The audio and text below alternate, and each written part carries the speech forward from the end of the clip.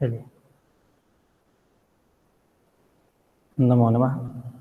गंगातरंगरमणीयजटाकलापं गौरी निरन्तरविभूषितवामभागम् नारायणप्रियमनङ्गमदापहारम् वाराणसीपुरपतिं भज विश्वनाथं वाराणसीपुरपतिं भज विश्वनाथम। तो हम लोग चर्चा कर रहे हैं पांचवी कारिका पे। पांचवी कारिका में कल कुछ हम लोग आगम प्रमाण के विषय में चर्चा किए थे, विचार किए थे। पांचवी कारिका का विवेचन कई दिनों से प्रारंभ है। इसी यात्रा को, विचार क्रम को आगे गति देते हैं। तो पुनः एक बार आगम प्रमाण के स्वरूप से परिचित हो जाते हैं।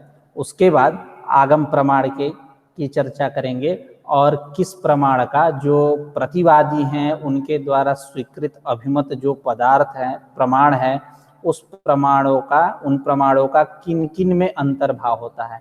यानी उपमानादि जो अन्य प्रमाण प्रतिवादियों के द्वारा स्वीकृत हैं उनका किस किस में अन्वय होता है, अंतर्भाव होता है, क्योंकि सर्व प्रमाण सिद्धत्वात् ऐसा पूर्व में कहा गया रहा चौथी कारिका में।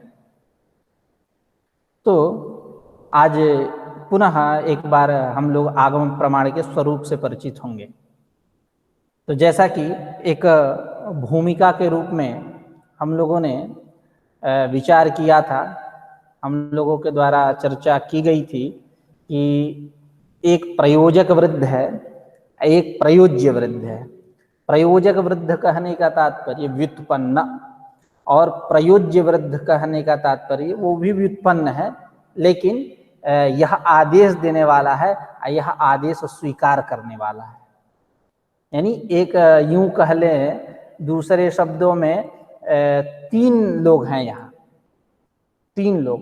एक दादाजी, दूसरे पिताजी,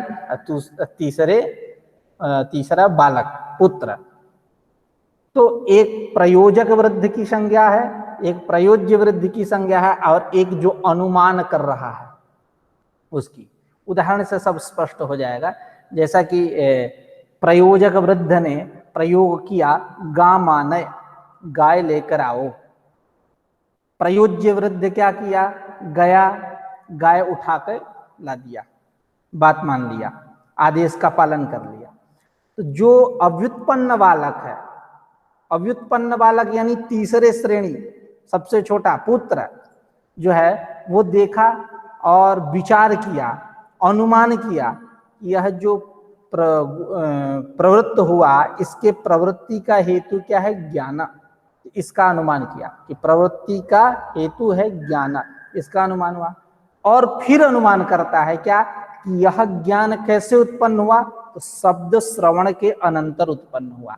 जब उसने कहा कि गाम आनय, ऐसा शब्द प्रयोग किया, वाक्य प्रयोग किया, उसके बाद यह ज्ञान हुआ। तो दो चीज, एक इस प्रवृत्ति का हेतु है ज्ञान, इसका अनुमान हुआ, और यह ज्ञान जो है शब्दजन्य है, शब्द प्रयोग किया तब यह ज्ञान उत्पन्न हुआ, उस ज्ञान में शब्दजन्यता है, इसका अनुमान किया।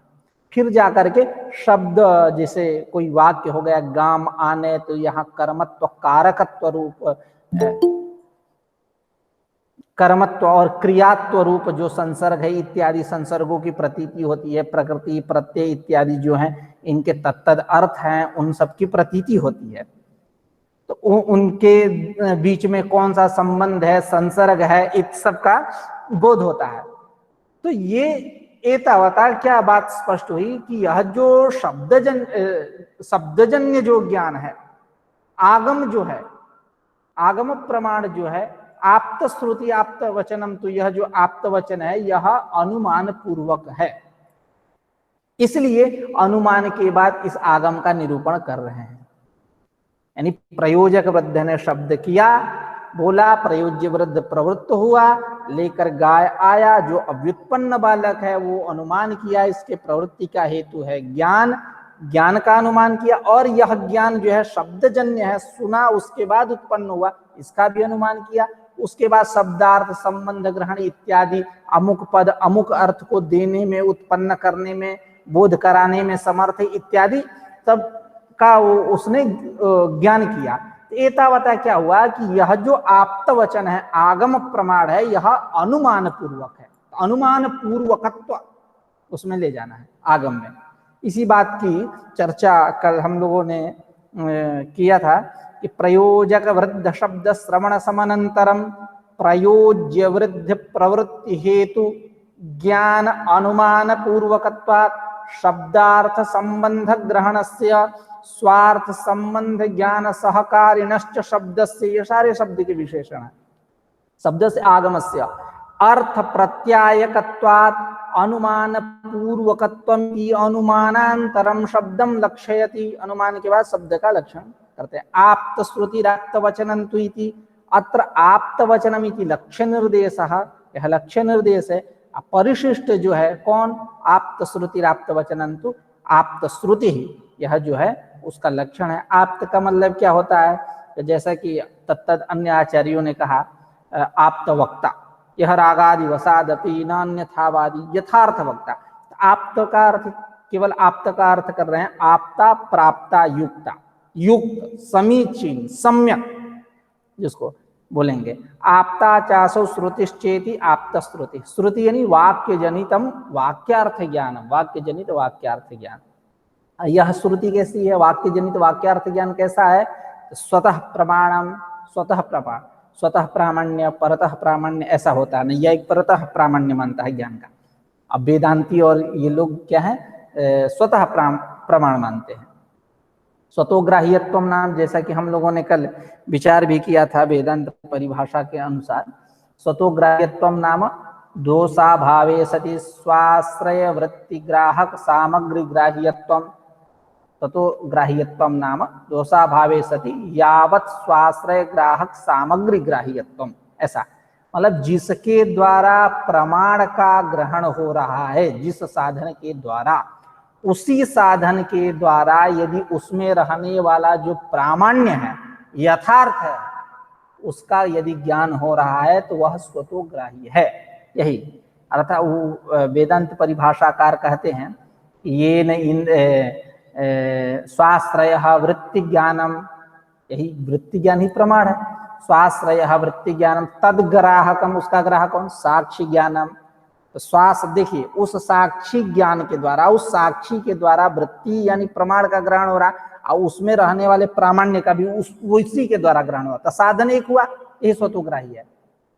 स्वाश्रय वृत्ति ज्ञानम तद्ग्राहकम साक्षी ज्ञानम तेन साक्षिणा वृत्ति ज्ञानम गृह्यमाणे तद्गतम प्रामाण्यम अपि तेनैव गृह्यते, यही स्वतः ग्राह्य। मतलब हिंदी में कहे, एक शब्दों में कहे कि जिसके द्वारा, जिस साधन के द्वारा, जिस हेतु के द्वारा प्रमाण का ग्रहण होता है, उसी हेतु के द्वारा उसमें रहने वाला जो प्रामाण्य है उसका ग्रहण हो रहा है, यानी प्रमात्व जो है उसका ग्रहण हो रहा है, तो उसको हम बोलेंगे स्वतः ग्राह्य। तो यह कैसा है, स्वतः तच्च वाक्य जनितम वाक्यार्थ ज्ञानम स्वतः प्रमाणम अपौर, क्यों, क्योंकि अपौरुषेय वेद वाक्य जनितत्वेन सकल दोषा शंका विनिर्मुक्तत्वेन युक्तम भवति। क्योंकि अपौरुषेय जो वेद वाक्य, अपौरुषेयत्व नाम, जैसा कि कल हम लोगों ने चर्चा किया, सजातीय उच्चारण सापेक्ष उच्चारण विषयता जिसमें हो उसमें पौरुषेयता है। महाभारत आदि जो हैं इसमें अपौरुष सजातीय उच्चारण सापेक्ष उच्चारण विषयता जिसमें हो वो अपौरुषेय है, सजातीय उच्चारण अनपेक्ष उच्चारण विषयता जिसमें हो वो पौरुषेय है, जैसे महाभारत आदि। तो उस वो पौरुषेय है और वेद क्या है, अपौरुषेय। क्योंकि यथा पूर्वम कल्पयत, जैसा पहले था सृष्टि के प्रारंभ में, सर्ग के प्रारंभ में जैसा वेद था, जैसी आनुपूर्वी थी, ठीक वही आनुपूर्वी इस समय है। तो सजातीय उच्चारण सापेक्ष उच्चारण, अनुपूर्वी सेम हो गई, तो सापेक्ष सजातीयता गया, तो सजातीय उच्चारण सापेक्ष उच्चारण विषयत्वम अपौरुषेयत्व। जहां सजातीय उच्चारण अनपेक्ष उच्चारण विषयता रहे वो कौन है होगा, पौरुषेय होगा। इस प्रकार महाभारत आदि।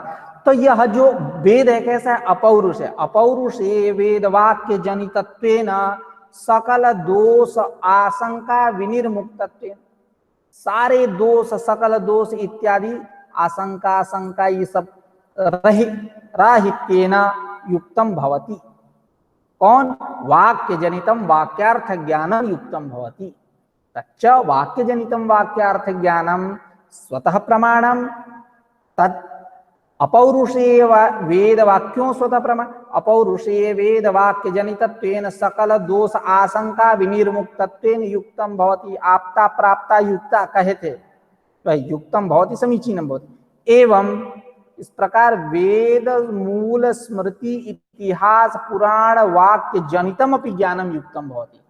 वेद मूल, जो वेद को मूल मान के चल रहा, आधार मान के चल रहा है, जैसा कि स्मृति इत्यादि, जैसा कि हम लोगों ने कल भी विचार किया था कि अर्थ संग्रह के सबसे लास्ट में कहते हैं कि जो यत् करोसि यदस्नासि यज्जुहोसि ददासि यत् तपस्यसि कौन्तेय तत्कुरुस्व मदर्पणम। ये कब से स्मृति वचन प्रमाण होने लगा। यदुद्देश्य यो विहितः सत् तद्धेतुः ईश्वरार्पण बुद्ध्या क्रियमाणः तद्धेतु, ऐसी चर्चा। तो कहते हैं कि नहीं, स्मृति चरण जो है मीमांसा सूत्र के पहले अध्याय के तीसरे पाद का नाम है स्मृति पाद, स्मृति चरण। उसमें क्या बताएगी, क्या चर्चा हुई है कि ये जो स्मृतियां हैं श्रुति मूलक है, श्रुति मूलकत्वेन व्यवस्थापनात्, उसमें भी प्रामाण्य है, ऐसी बात नहीं है कि उसमें प्रामाण्य नहीं है। एवं वेद मूल स्मृति इतिहास पुराण वाक्य जनितम अपि ज्ञानम युक्तम भवति समीचीनम भवति आप्तम भवति प्राप्तम भवति सम्यक भवति इति। तो इन सारी बातों पे हम लोगों ने कल विचार किया था। मैं पुनः एक बार अनुवाद इसलिए कर दिया कि कुछ ऐसे लोग हैं जो मतलब नए हैं, कुछ ऐसे लोग हैं जो नहीं थे, इसलिए एक धारा बन जाए। इसके पहले तो प्रत्यक्ष अनुमान की चर्चा हम लोगों ने किया और कुछ यहाँ तक एतावत् पर्यन्तम अस्माभिः चर्चा कृता ही दिने। इदानीं पुनः तस्य अनुवादं कृत्वा अनुद्य मया यत्किमपि प्रस्तुष्यते अभिधास्यते। अग्रे चलामः, ठीक है।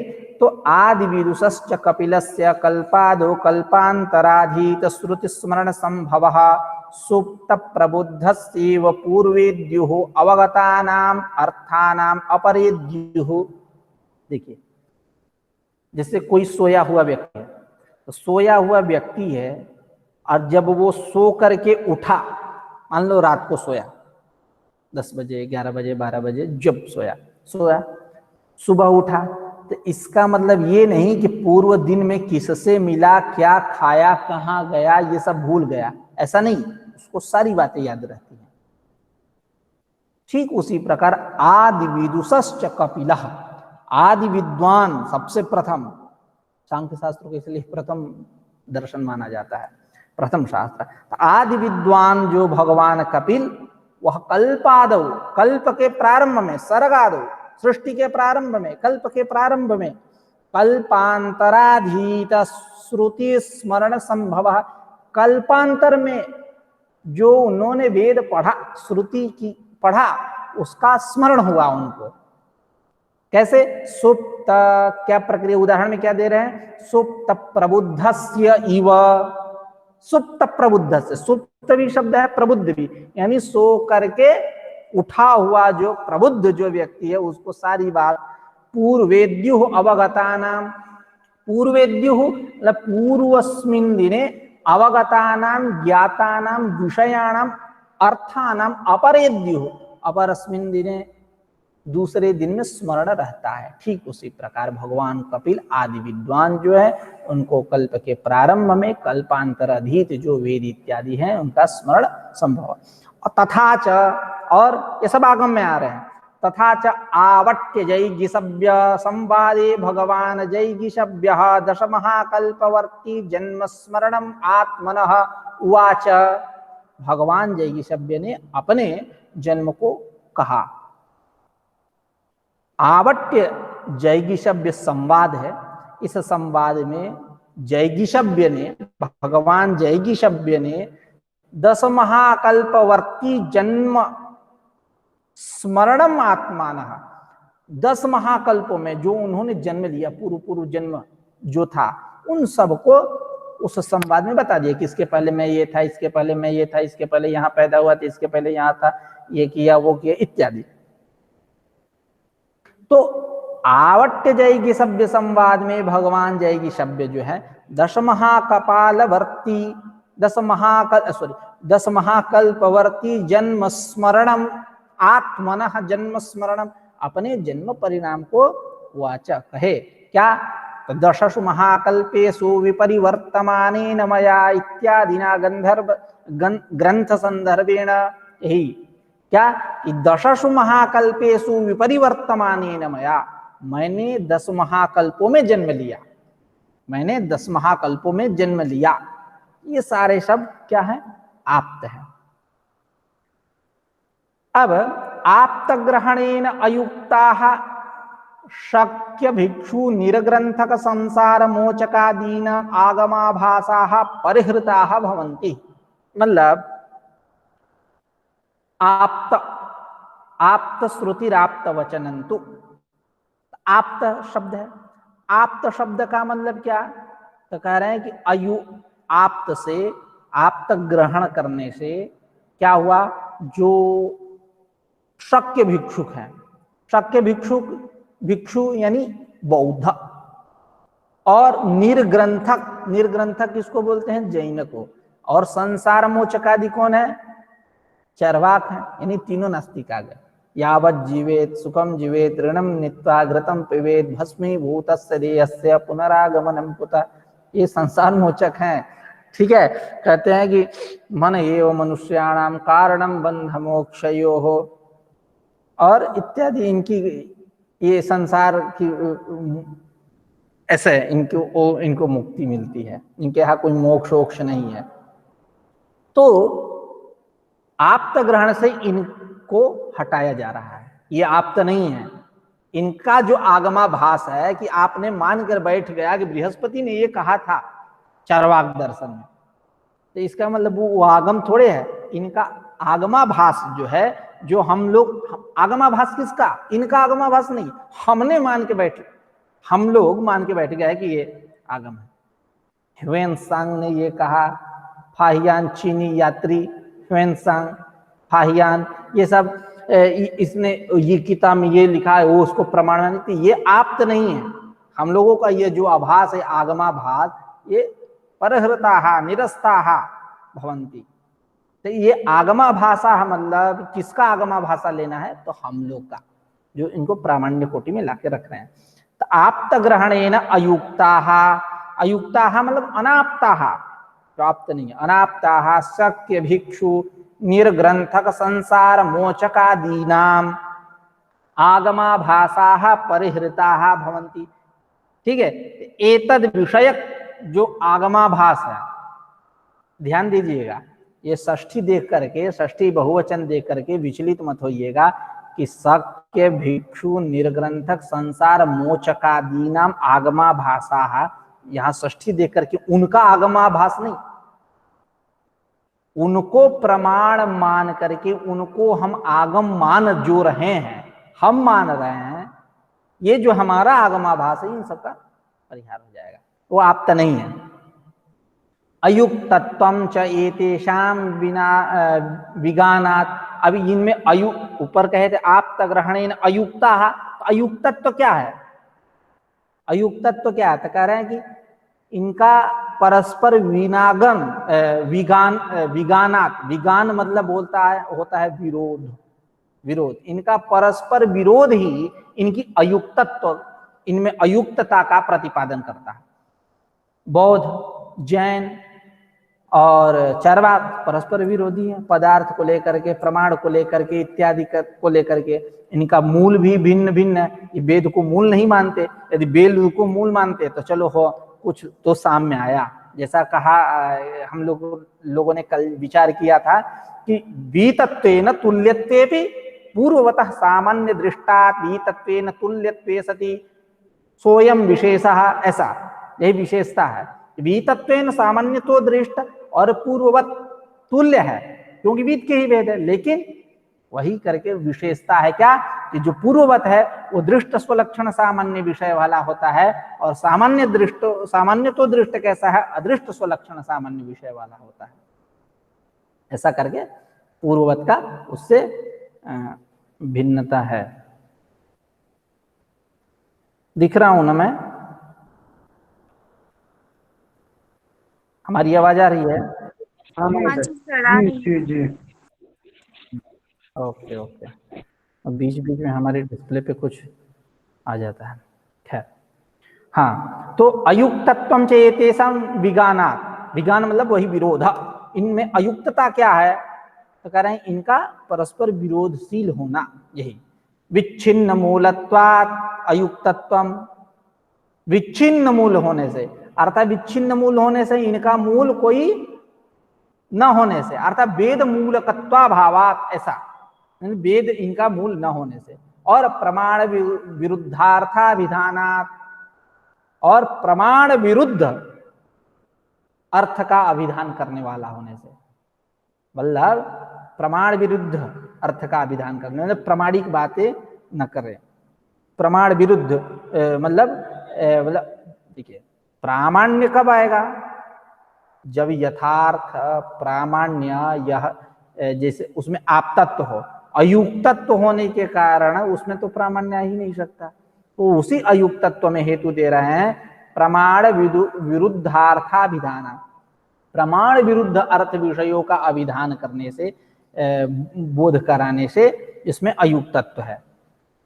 आगे कैश्चिदेव म्लेच्छादिभिः पुरुषापषधैः पशुप्रायैः परिग्रहात् बोधव्यम, और दूसरी बात कैश्चिदेव म्लेच्छादिभिः न म्लेच्छित वैनापभासित वैरि महाभाष्य, जो कुछ म्लेच्छादि जो दुष्ट निशाचर पिशाच कह लें, ये जो म्लेच्छ लोग हैं पुरुषापसद हैं, पुरुषापसद यानी नीच पुरुष है, जो पशुप्राय हैं, इनके द्वारा परिग्रहात, इनका विषय होने के कारण, इनके द्वारा परिग्रह उसका होने के कारण उसमें अयुक्तत्वम बोधव्यम, अयुक्तता है, ऐसा आप समझिए। ठीक है, तो क्या हुआ, अयुक्तत्व क्या है, परस्पर विरोध, विगानात, परस्पर विरोधशील होने के कारण, विरोधशाली होने के कारण, विच्छिन्न मूलत्वात्, वेद मूल का भावात, और प्रमाण विरुद्धार्था विधानात, यानी प्रमाण विरुद्ध बातें कहना, प्रामाणिक बातें ना कहना, प्रमाण कह रहा है ये आप कहो दूसरा, प्रमाण विरुद्ध बातें मतलब अटपटी मन से।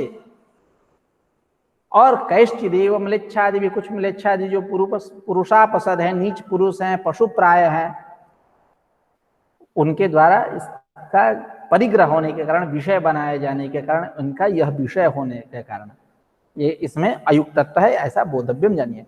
तू शब्देन अनुमानाद व्यवच्छिन्नति, तू शब्द आप्त श्रुति राप्त वचनन, तू का मतलब यह जो शब्द प्रमाण है, आगम प्रमाण जो है, आप्त वचन है, अनुमान से अलग है, यह बताने के लिए, विवच्छिन्नति मतलब अलग करना। तू शब्देन अनुमानाद व्यवच्छिन्नति मतलब किसको, आगम प्रमाणम विवच्छिन्नति, आगम प्रमाणम, प्रमाणम यानी कर्म कारक, तू शब्देन अनुमानात व्यवच्छिन्नति ग्रंथकारः आगम प्रमाणम, ठीक है, वो कर्म बना लीजिएगा।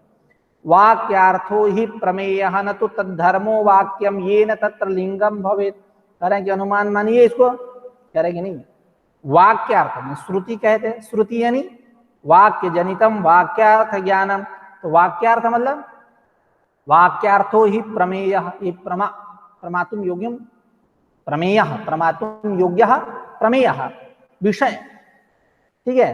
तो वाक्यार्थो ही प्रमेय, वाक्यार्थ क्या है, प्रमेय, न तो तद्धर्म वाक्यम,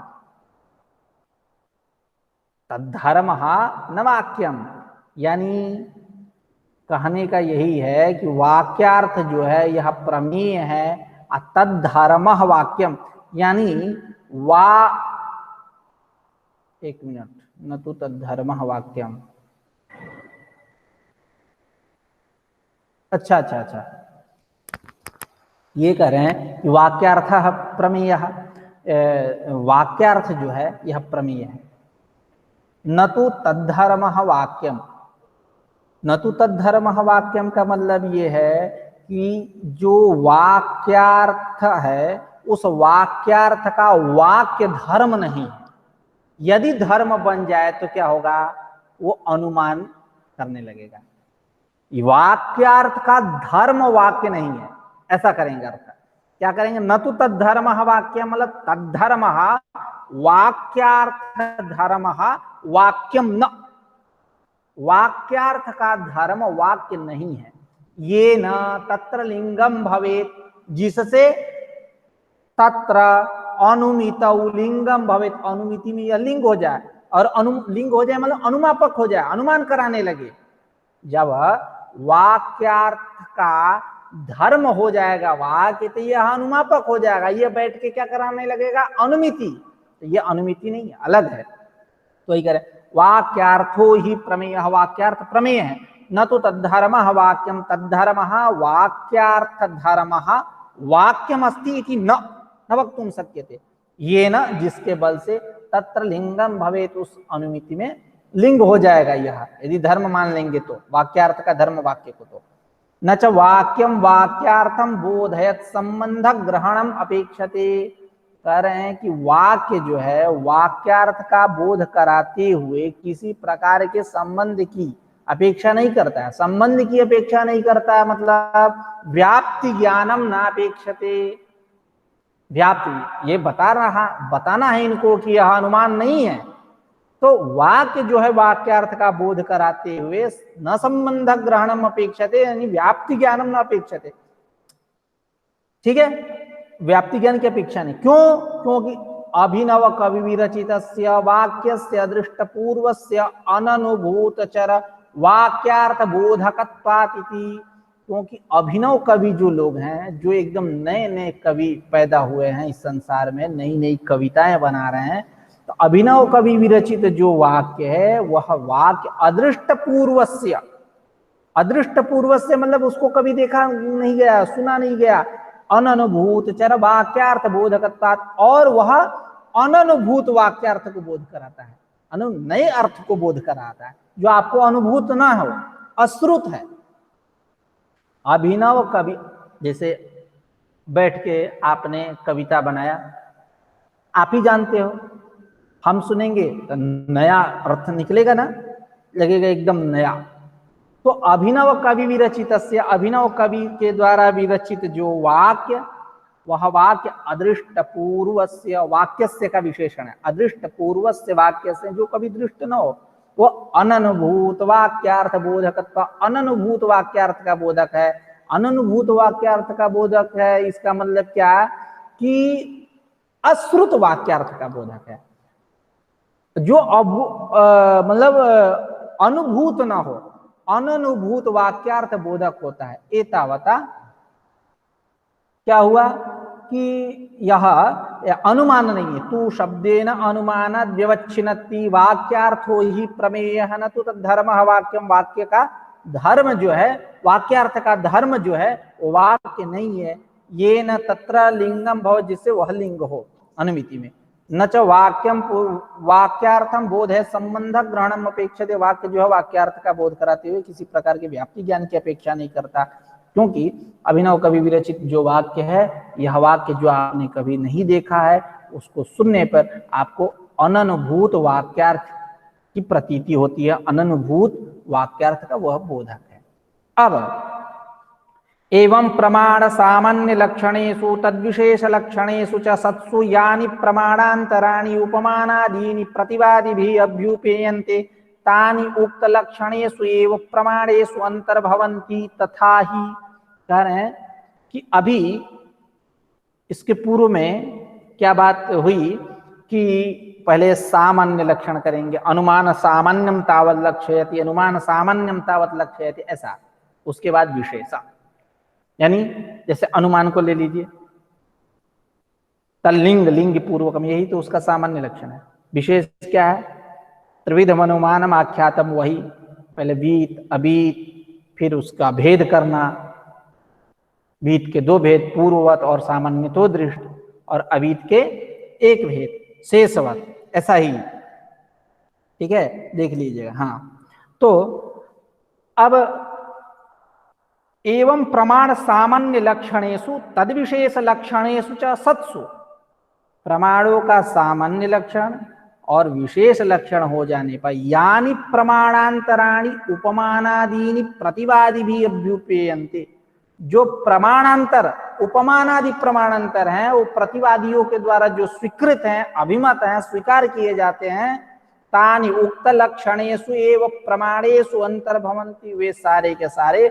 उक्त लक्षण वाले प्रमाणों में ही अंतर्भाव हो जाता है। सर्व प्रमाण सिद्धत्वात्, ठीक है, कि जो प्रमाणों का सामान्य लक्षण विशेष लक्षण बतलाया गया इनके होने पे, एवं प्रमाण सामान्य लक्षणेषु तद विशेष लक्षणेषु च सत्सु, कह दिया सामान्य लक्षण विशेष लगा, यानी प्रमाणांतराणि उपमानादीनि प्रतिवादी भी अभ्युपेयन्ते नैयायिकैः, भाई प्रतिवादी हैं, उपमानादि मानते हैं, अन्य भी हैं, वेदांती लोग भी है, प्रभाकर भी हैं, मीमांसक, तो यानी उपमाना प्रमाणांतराणि उपमानादीनि प्रतिवादी भी अभ्युपेयन्ते तानि उक्त लक्षणेषु प्रमाणेषु, उक्त लक्षण वाले प्रमाण में इनका अंतर्भाव होता है। अब बता रहे हैं उपमान।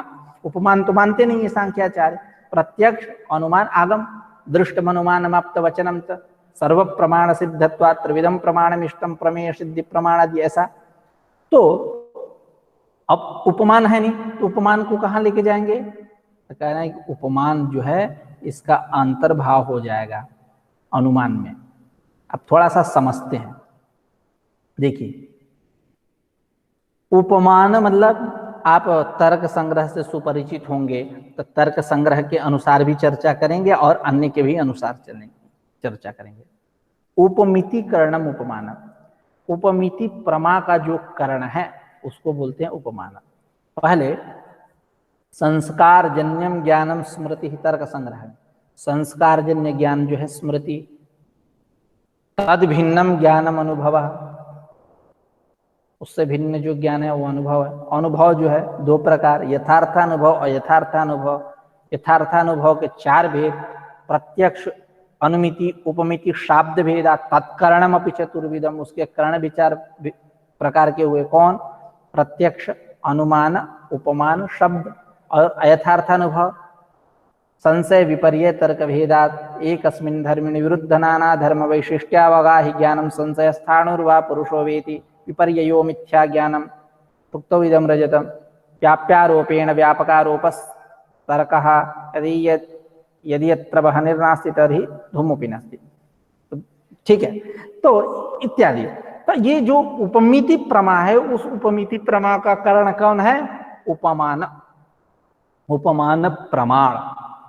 यह उपमिति कैसी है, तो संज्ञा संगी संबंध ज्ञानम उपमिति, संज्ञा और संगी इनका जो संबंध, उस संबंध का जो ज्ञान है, बोचक है, वाचक है, उसको बोलते हैं उपमिति। जैसे हमारी संज्ञा क्या है, आख्या क्या है, धीरज, संगी कौन है, शरीर, इन दोनों का संबंध क्या है, नाम और इसका वाच्य वाचक। कोई धीरज बोलता है तो इसे देखना हो, आपको भी कोई बोलेगा चिन्मय, आदित्य इत्यादि, तो आप देखोगे ना कौन सा संबंध है इन दोनों में, वाच्य वाचक, ठीक है। उसी प्रकार नैयायिकों ने यहाँ उपमान और उपमिति में वाच्यवाचक संबंध ही माना है। वाचक कौन है, उपमान, और वाच्य क्या है, उपमिति। तो यथा गौः तथा गवयः, जैसी गाय है वैसी गवय है इत्यादि। तो गवय यह जो उपमान है, और अनेन सदृशी मदीया गौः, है ना, यानी मदीया गौः, यह क्या है, उपमिति है। तो आते हैं, तो संज्ञा संगी संबंध ज्ञानम उपमिति, तत्करणम सादृश्य ज्ञानम, उसका कर्ण क्या होगा, सादृश्य ज्ञान। सादृश्यम नाम अभी आगे कहेंगे, अभी ग्रंथकार स्वयं इसमें कहेंगे उसकी हम लोग चर्चा मतलब सामान्य रूप से कल सादृश्यंच तद भिन्नत्वे सति तद्गत भूयो धर्मवत्वम ये है। और यह कहेंगे भूयः अवयव सामान्य योगो ही जात्यंतरवर्ती जात्यंतरे सादृश्यम उच्यते इत्यादि। तत्कारणम सादृश्य ज्ञानम ये। और अतिदेश वाक्यार्थ स्मरण, ये सारी बातें तर्क संग्रह में। अतिदेश वाक्यार्थ स्मरण मतलब यथा गौः तथा गवयः, इसका स्मरण कर रहा है। यही क्या है? अवांतर व्यापार है, मध्यवर्ती व्यापार है। उपमान और मतलब सादृश्य ज्ञान और उपमिति, इन दोनों के बीच में। तत्करणम मैंने उपमिति करणम उपमानम, उपमिति मतलब संज्ञा संज्ञ संबंध ज्ञानम उपमिति ही, तत्करणम सादृश्य ज्ञानम, उसका कर्ण जो है वो सादृश्य ज्ञान है।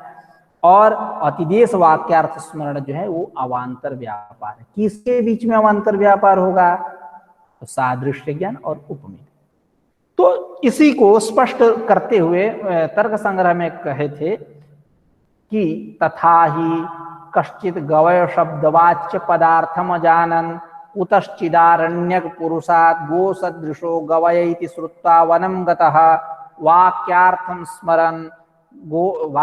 स्मरन गो सदृशो इत्यादि। वहां आप देख लीजिएगा वाक्यार्थ। एक मिनट बता। वाक्यार्थम स्मरन गो सदृशम पिंडम पश्यति तदनंतरम अयम गवय शब्दवाच्युपमिति उत्पद्यते। यही है कि जिसने गाय को नहीं जानता, कश्चित गवय शब्द, गवय को नहीं जानता, गवय शब्दवाच्य पदार्थम अजानन, कोई वनवासी ने कह दिया कि जैसी गाय होती है वैसी गवय होती है, ऐसा सुन करके वो वन को गया और वाक्यार्थ को स्मरण करते रहा। यथा गौ तथा गवयः, यथा गौ तथा गवयः इत्यादि स्मरण करते हुए गो सदृश पिंड को देखा। तदनंतर उसको क्या हुआ? ज्ञान हुआ कि अयम गवय शब्दवाच्युपमिति उत्पद्यते, ऐसा। तो अब यहां ये बात ध्यान देने वाली है, गवयनिष्ठ गो सादृश्य ज्ञान जो है वो वही कर्ण होता है, और गोनिष्ठ गवय सादृश्य ज्ञान फल होता है, यानी अन्वय व्यतिरेक के साथ। यानी यत्र गवयवेन्द्रिय सन्निकर्षः तत्र अयम पिंडः गोसदृशः, यत्र गवयवेन्द्रिय सन्निकर्षः नास्ति तत्र अयम पिंडः गोसदृशो नास्ति। यह अन्वय व्यतिरेक के द्वारा। गवय एक है और दूसरा गो, तो गवय में रहने वाला जो गो सादृश्य ज्ञान है वो कर्ण बनता है, और गो में रहने वाला जो गवय सादृश्य ज्ञान है वह क्या बनता है? फल। खैर, ये अनुमान का स्वरूप है। अब हम चर्चा करते हैं इसी कैसे अंतर्भाव होता। उपमानम तावत, उपमान को बता, यथा गौः तथा गवयः इति वाक्यम, जैसे गाय है, जैसी हमारी गैया है वैसी यह गवय है। यज्जनिताधि आगम एव, यज्जनिता, यज्जनिता मतलब यस्मात् वाक्याजनिताधि बुद्धि ज्ञानम आगम एव, यज्जनिताधि आगम एव, यानी श्रुति वाक्य जनितम वाक्यार्थ ज्ञानम। यज्जनिताधि मतलब यस्मात्, यथ है, यस्मात् वाक्याजनिताधि बुद्धि ज्ञानम आगम एव, अर्थात श्रुति वाक्य जनितम वाक्यार्थ ज्ञानमिति आगम।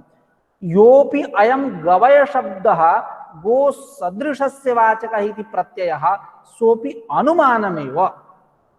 कह रहे हैं कि योपि अयम गवय शब्दः गो सदृशस्य वाचकः, यह जो गवय शब्द है, यह गवय शब्द गो सदृशस्य वाचकः इति प्रत्ययः, यह जो प्रत्यय अनुमानमेव, अनुमान ही है। यानी यथा गौः तथा गवयः का क्या अर्थ किए? योपि अयम गवय शब्दवाच्य, जो यह गवय शब्दवाच्य है यह गो सदृशस्य वाच्य। अयम योपि अयम गवय शब्द, गवय शब्द वाच्य नहीं, जो यह गवय शब्द है यह गवय शब्द यानी गो सदृशस्य वाचक, गाय के सदृश जो है उसका वाचक है। इति प्रत्यय, इस प्रकार का प्रत्यय अनुमानमेव, अनुमानीय। अभी तक अंतर्भाव की बात नहीं कर रहे हैं, अब करेंगे अंतर्भाव की बात। अभी तक सामान्य रूप से स्वरूप दिखा रहे हैं। यो हि शब्दो यत्र वृद्धैः प्रयुज्यते सह असति वृत्त्यंतरे तस्य वाचकः यथा गो शब्दस्य गो शब्दो गोत्वस्य प्रयुज्यते चैवं गवय शब्दो गो सदृशे इति तस्यैव वाचकः इति तज्ज्ञानम् अनुमानमेव। यानी यो ही शब्दः यत्र वृद्धैः प्रयुज्यते, जो शब्द वृद्धों के द्वारा, विद्वानों के द्वारा, अनुभवी लोगों के द्वारा, व्युत्पन्न लोगों के द्वारा जिस अर्थ में प्रयोग होता है, जैसे घट शब्द लेते हैं, तो घट शब्द का प्रयोग किस अर्थ में? कंबु ग्रीवादिमान पदार्थ में, उस अर्थ में, आकृति विशिष्ट पृथु बुन्नोदर आदि। तो जो शब्द वृद्धों के द्वारा जिस अर्थ में प्रयुक्त होता है, सह असति वृत्त्यंतरे, वह शब्द असति वृत्त्यंतर, वृत्त्यंतर के अभाव होने पर भी, अर्थात अविधा वृत्ति भिन्न लक्षणा इत्यादि वृत्ति के न रहने पर तस्य वाचक, उसी अर्थ का वाचक होता है जिस अर्थ में वृद्धों के द्वारा वो प्रयुक्त है। जैसे यथा गो शब्द गोत्वस्य, जैसे गो शब्द क्या है? गोत्व का वाचक है, वृद्धों के द्वारा उसमें उसकी शक्ति ग्रह है, ज्ञान है, व्यवहार होता है कि गो शब्द किसके लिए? गोत्व। एवं प्रयुज्यते चैवं गवय शब्दो गो सदृशे इति तस्यैव वाचकः इति तज्ज्ञानम् अनुमानमेव। उसी प्रकार गवय शब्द जो है किसके लिए है? गो सदृशे, गो सदृश अर्थ में वृद्धों के द्वारा प्रयुक्त है। तो गवय शब्द गो सदृशे इति तस्यैव वाचकः, गो सदृश अर्थ में प्रयुज्यते चैवं गवय शब्द गो सदृशे, ऐसा प्रयुज्यते का इधर अन्वय कर दीजिए। गवय शब्द गो सदृशे प्रयुज्यते, गवय शब्द जो है गो सदृश अर्थ में प्रयुक्त है, इति तस्यैव वाचकः, इसलिए यह गवय शब्द जो है इसका वाचक है, गो का ही वाचक है। इति तज्ज्ञानम अनुमानमेव, यह ज्ञान जो है कैसा है? अनुमान ही है। यत्तु, आगे यत्तु के द्वारा गवयस्य चक्षु सन्निकृष्टस्य गोसादृश्य ज्ञानम तत्प्रत्यक्षमेव अतएव स्मर्यमाणायाम गवी गवय सादृश्य ज्ञानम प्रत्यक्षम। करें गवयस्य चक्षु सन्निकृष्टस्य, गवय के साथ चक्षु सन्निकर्ष हुआ, गवय पदार्थ के साथ इंद्रिय का सन्निकर्ष है, आपने देखा उसको वन में, उसके साथ आपको इंद्रिय सन्निकर्ष है। तो गवयस्य चक्षु सन्निकृष्ट, अन्वय ऐसा करिए, चक्षु सन्निकृष्टस्य गवयस्य, जो गो सादृश्य ज्ञान है उसमें तत्प्रत्यक्षमेव, वह प्रत्यक्ष ही है। अतएव इसीलिए स्मर्यमाणायाम गवी, जिस गाय स्मर्य मतलब जिस गो का मतलब गाय का स्मरण कर रहे हैं, स्मर्यमाणायाम गवी गो सादृश्य ज्ञानम, जो गो सादृश्य ज्ञान है वह गो सादृश्य ज्ञान प्रत्यक्षम, प्रत्यक्ष है। नहीं अन्य गवी सादृश्यम अन्यच्च गवय, कह रहे हैं कि गो में अन्य सादृश्य हो और गवय में अन्य सादृश्य हो, ये संभव नहीं है। नहीं अन्य गवी सादृश्यम अन्यच्च गवय, यानी गो में, गवी यानी सप्तमी एक वचन, गो में सादृश्य अन्य हो और गवय में सादृश्य अन्य हो, ऐसा नहीं है। सादृश्य क्या? भूयः अवयव सामान्य योगो ही जात्यंतरवर्ती जात्यंतरे सादृश्यम उच्यते। भूयः अवयव सामान्य योग, सामान्य योग मतलब समानता, भूयः अवयव योग मतलब अनेक, भूयः मतलब बार बार, अनेक, अनेक अवयवों के साथ समानता होना, उसके हाथ पैर नाक पूंछ इत्यादि सब हैं। तो अनेक मतलब ये नहीं कि जैसे लोग कह दिया, व्यवहार लोग करते हैं कि तुम बेवकूफ हो या तुम बैल जैसे हो इत्यादि, तुम हाथी जैसे हो, सांड जैसे हो। तो हाथी या सांड या बैल है मनुष्य, लेकिन कुछ उसके धर्म है, उसमें धर्म क्या है? जैसे वो चिल्लाता होगा, खा के सो जाता है, पैर फैला के सो जाता है, ये ऐसा वो पशुवत व्यवहार करता है, नहीं ना सादृश्यता है। नहीं तो उसके चार पैर और क्या बोलते हैं पूंछ इत्यादि, ये सब तो है नहीं, गलकंबल इत्यादि, तो व्यवहार कैसा? तो सादृश्य का मतलब ये नहीं कि पूरा एकदम डिट्टो, ऐसा नहीं। तो वही कह रहे हैं, भूयः अवयव सामान्य योगो ही जात्यंतरवर्ती जात्यंतरे सादृश्यम उच्यते। भूयः अवयव सामान्य योग, अधिक अवयवों के साथ समानता ही जात्यंतरवर्ती मतलब दूसरे जाति, दो इसका सादृश्य इसके साथ ऐसा व्यवहार करते हैं ना। जात्यंतरवर्ती प्रथमा एक वचन, उसका अन्वय किसके साथ होगा? भूयः अवयव सामान्य योगः।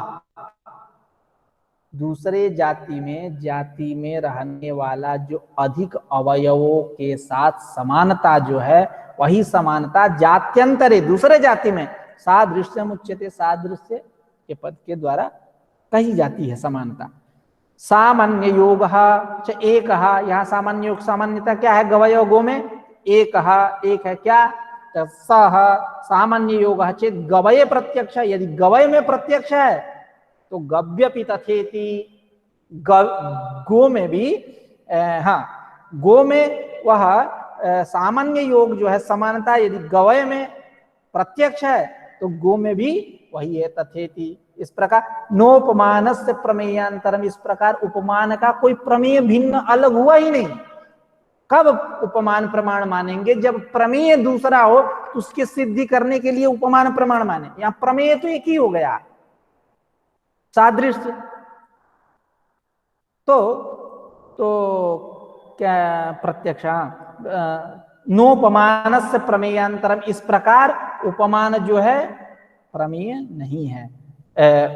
उपमान से प्रमेयांतरम नास्ति, अस्ति नास्ति, इस प्रकार उपमान का कोई दूसरा प्रमेय है ही नहीं। यत्र प्रमाणांतरम उपमानम भवेत्, जहां प्रमाण के रूप में उपमान को माने। जब भिन्न प्रमेय रहता हम मानते, कोई प्रमेयांतर नहीं है। इस प्रकार एक ही प्रमेय है, सामान्य योग। सामान्य योगश्च एक सचेत, सामान्य योग गवये प्रत्यक्ष, गव्यपि तथेति, गो में भी है। नोपमानस्य प्रमेयांतरम अस्ति, उपमानस्य प्रमेयांतरम नास्ति, उपमान का कोई प्रमेय नहीं है। यत्र प्रमाणम उपमानम भवे, जहां प्रमाण के रूप में प्रमाणांतरम उपमानम भवे, जहां एक रूप से उपमान को माना जाए। इति न प्रमाणांतरम उपमानम, इस प्रकार प्रमाणांतर उपमान जो है प्रमाणांतर नहीं है, अलग प्रमाण नहीं है, यह अनुमान ही है। इति न प्रमाणांतरम, इति न प्रमाणांतरम उपमानम, दूसरा प्रमाण उपमान नहीं। आज की चर्चा हम लोग यहीं समाप्त करते हैं, आगे चर्चा करेंगे, नई ऊर्जा से मिलेंगे। एवं अर्थापत्तिरपि न प्रमाणांतरम तथा ही इत्यादि करके, ठीक है। तो आज की चर्चा यहीं समाप्त करते हैं। कुछ पूछना हो तो आप लोग पूछ सकते हैं। सर परतः प्रमाण एक बार बता दीजिए। एक मिनट। परमात्मन स्वतो